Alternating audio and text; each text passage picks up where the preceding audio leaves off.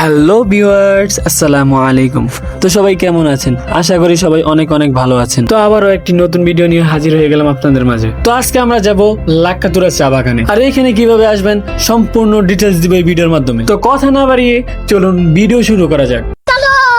তো আমরা সবাই সবার মতো করে রেডি হয়ে বের হয়ে গেলাম।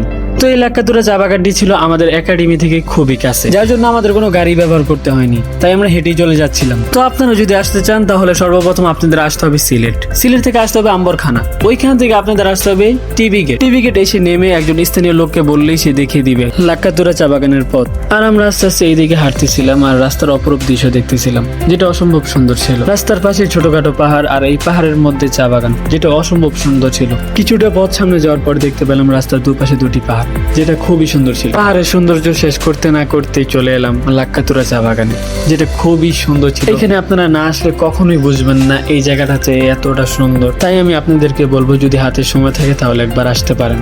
চা বাগানের সৌন্দর্য দেখে আমরা আর নিজেদেরকে সামলাতে পারলাম না, তাই সবাই দৌড়াদৌড়ি করে উঠতে লাগলাম। কিছুটা পথ উঠার পর মনে হলো ব্যাগটা নিচে রেখে আমি উপরে চলে আসছি, তাই রবিউলকে পাঠালাম ব্যাগটা নিয়ে আসার জন্য। তো রবিউলের হাতে ব্যাগটা দেখে আমি শুকরিয়া আদায় করলাম। আমি তো প্রথম ভাবছিলাম যে ব্যাগটা হয়তো কেউ নিয়ে গেছে। তো আমরা এখানে রবিউলের জন্য অপেক্ষা করতেছিলাম।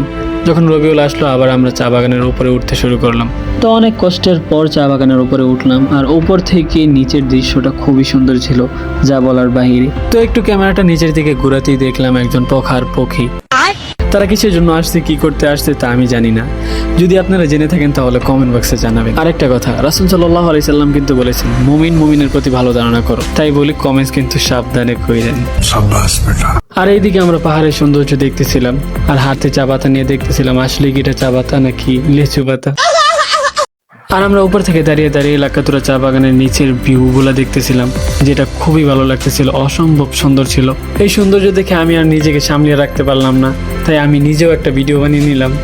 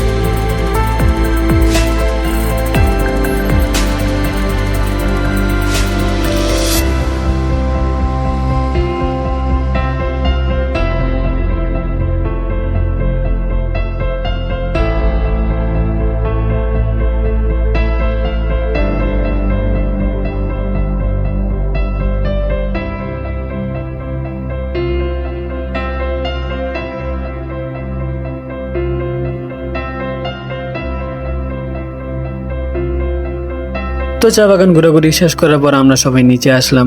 নিচে আসা মাত্রই মসজিদের মাইক থেকে মাগরিবের আজানের দগ্নি কানে এসে দাওয়াত দিয়ে গেল, আগে নামাজ পড়ো তারপর ঘোরাঘুরি করো। আল্লাহ তাআলা তার কিতাবে বলেন, ইন্নাস সালাতা তানহা আনিল ফাহশাই ওয়াল মুনকার, নিশ্চয়ই নামাজ সমস্ত অশ্লীল কাজ থেকে বিরত রাখে। তাই আমরা নামাজের জন্য সবাই মিলে একটা স্থান খুঁজতেছিলাম।